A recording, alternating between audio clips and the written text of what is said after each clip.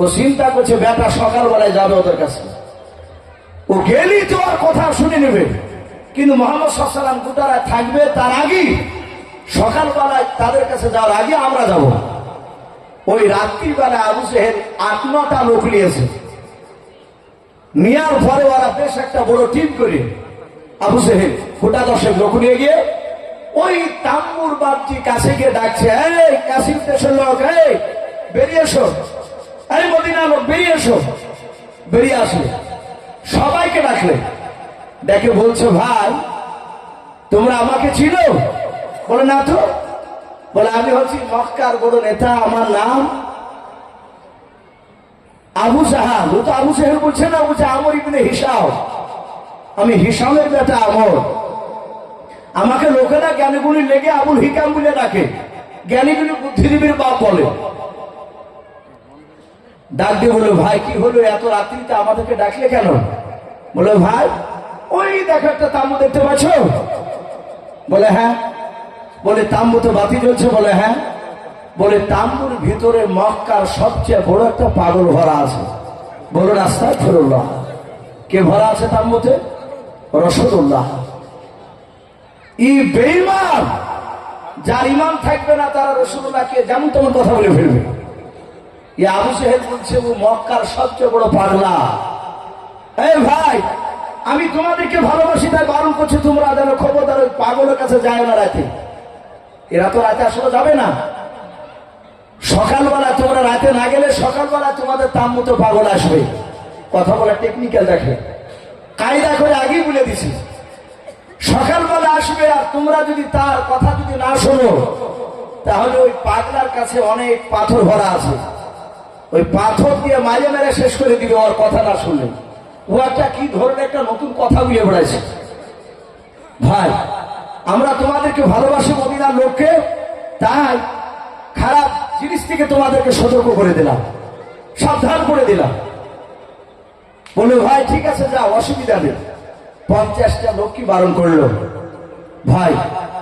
আচ্ছা বলে মানুষকে যেখানে যেতে যত বারণ করা যায় সেখানে মানুষ কম যায় না বেশি যায়? কথা বলে বেশি যায়। যাত্রা মাহফিলে বারণ করবেন, দেখবেন এর চেয়ে 4 গুণ লোক ওখানে বেশি। এ আবু জেহেল বারণ করলো যেও না, ওকে আসতে দিবে না, ওর কাছে যাবাও না। ও পাগলাও, পাথর ভরা আছে তাম্বুর ভিতরে, ওর কথা না শুনলে পারে। যাহাতে আবু জেহেল লক্ষ্য করে বললো, তুই যতই কোরআন তেলাওয়াত কর, যতই তুই আল্লাহ আল্লাহ কর, আমরা এখানে এমন মন্ত্র পড়ে দিয়েছি সকালবেলা তুই আসলি মার খাবি, তোর কথা মুঠি শুনবে না। এটা আবু জেহেলের উদ্দেশ্য ছিল এরা 50 জনের কেউ নবীর কথা না শুনে। নবীর কথা না শুনলে তাহলে নবীর দাওয়াত আর প্রচার হবে না। কিন্তু ভাবছি 50টা লোক, তাদের ভিতরে তোলপাড় শুরু হয়ে গেল যে মক্কার ওই পাগলটা কালো না ধরলো, সে মোটা না শুনো, তাকে একটু দেখা দরকার আছে। জোরে বলুন সুবহানাল্লাহ। একটু দেখা দরকার। ভাইরা আমার, বাবা জীবনেরা, ওই গভীর রাত্রিবেলায় মদিনার 50টা লোকের মধ্যে থেকে যারা বয়স্ক মানুষ ছিল তারা বাবা সবাই মিলে বাপকে ডাক দেব না, ভাই আমরা ফাঁকাতে চলো বেরিয়ে যাই।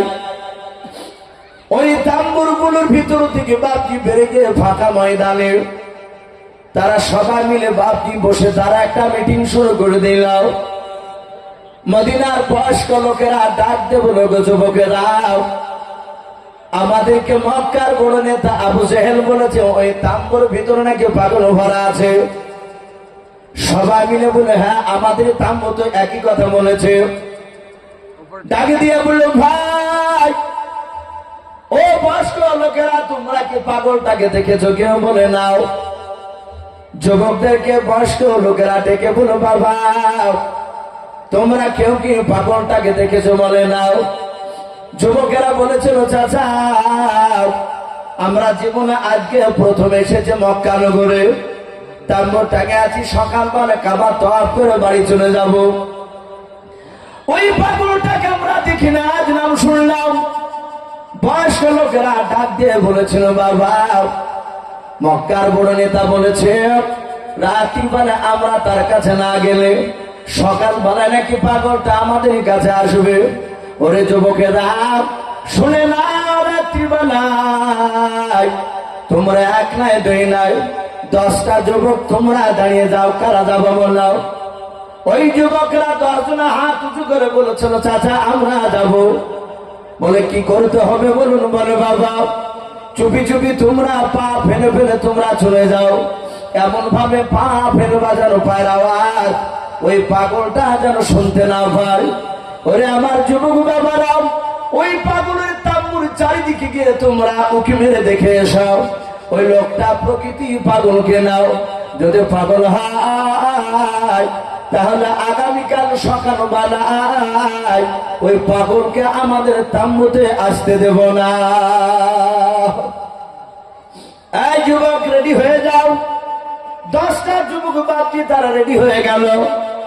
সাথে হাতে বলে চাচা যাবো, বলে হ্যাঁ, কিন্তু বাবা যাওয়ার আগে তোমরা খালি হাতে যাবা না। বলে কেন? বলে চাচা খালি হাতে যাব না। বলে না, বলে নাও। ওই মক্কার বড় নেতা বলেছে শোনে নাও, ওই তাম্বুতে নাকি পাথর ভরা আছে পাগলটার কাছে। ওরে আমার বাবারাও, তোমরা 10 জনায় দুটো দুটো করে পাথর নিয়ে তোমরা 20টা পাথর নিয়ে চলে যাও। 2 হাতে 2টো করে পাথর থাকবে। তোমরা যেতে যেতে গিয়ে যদি তোমার পায়ের আঘাত যদি পাগলটা টের হয়ে যায়, তোমাদেরকে যদি পাথর দিয়ে আঘাত করে, এই যুবকেরা তোমরা 10টা যুবকে তোমরা 2 হাতে পাথর নিয়ে যাবা। পাথর মেরে মেরে তাকে শুধু মক্কা থেকে নয় গোটা পৃথিবী থেকে তোমরা বিদায় করে দেবা, একেবারে শেষ করে দেবা। সঙ্গে সঙ্গে বাবা ওই যুবক ছেলেগুলো বাপজি 10টা যুবক ছেলে তারা 2টো করে পাথর হাতে করে নিয়ে রাত্রেবেলায় বাপজি চলতে শুরু করলাম। আল্লাহর নবী জনাবে মুহাম্মদ রাসূলুল্লাহ সাল্লাল্লাহু তাআলা আলাইহি ওয়াসাল্লামের বাপজি আপনার তাম্বুর দিকে যুবকেরা তারা চারিদিক থেকে আল্লাহ রাসূলের বাপজি তাম্বুর কাছে গিয়ে বাপজি একটু উকি মেরে বাপজি নজর করেছে।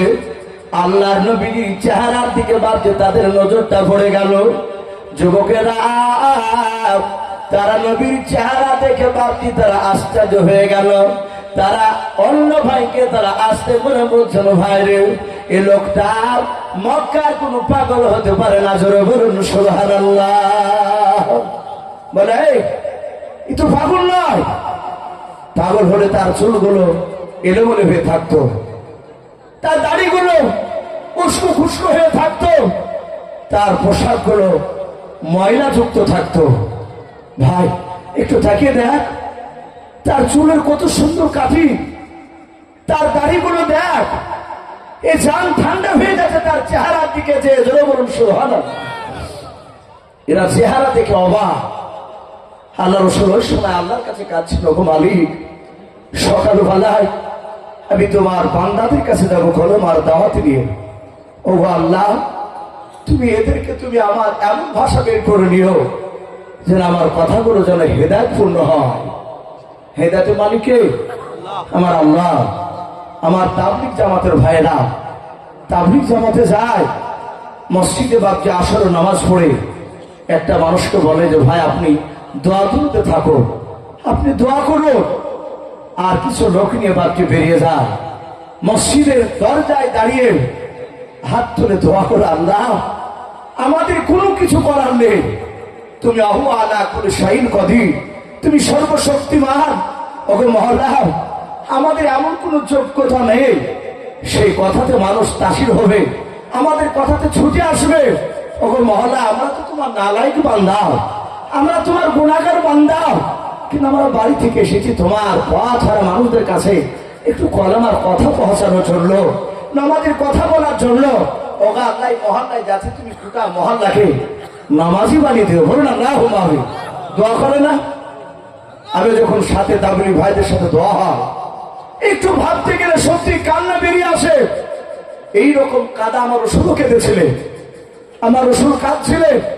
তখন মহল্লা মদিনার লোকদের কাছে সকালবেলায় যাব, এরা আমাদের কাছে আসার আগে আবু সেহেল ওদের কাছে গিয়ে বারণ করেছে। রসুল